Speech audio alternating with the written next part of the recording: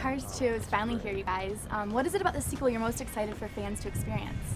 I think for me the most exciting thing is just seeing the way, you know, Tokyo and London and Paris, and just sort of, you know, seeing these places get sort of carified. Go McQueen! Oh, that's funny right there.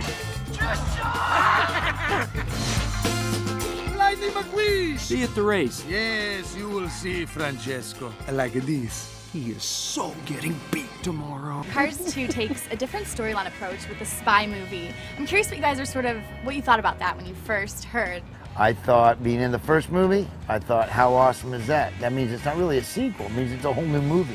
It's a whole different storyline, a whole everything. I thought it was genius, and it turned out unbelievable.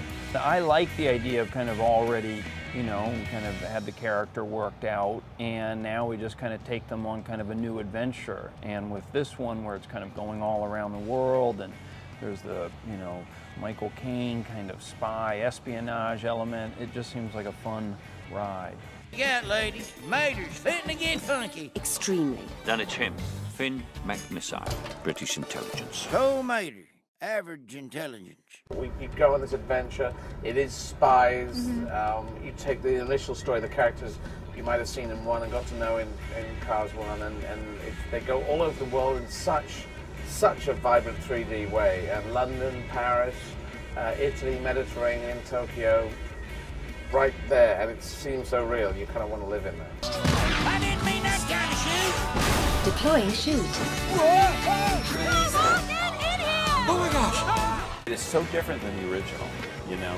I am a big spy movie fanatic. I have 5 sons. We're crazy about it. I grew up in the 60s and 70s, and The Man from U.N.C.L.E. was my favorite show. So spy movies are kind of in my DNA, you know. Well, Mater is one of my favorite characters. Ah, you're awesome. Look at you. Huh? How cool is she?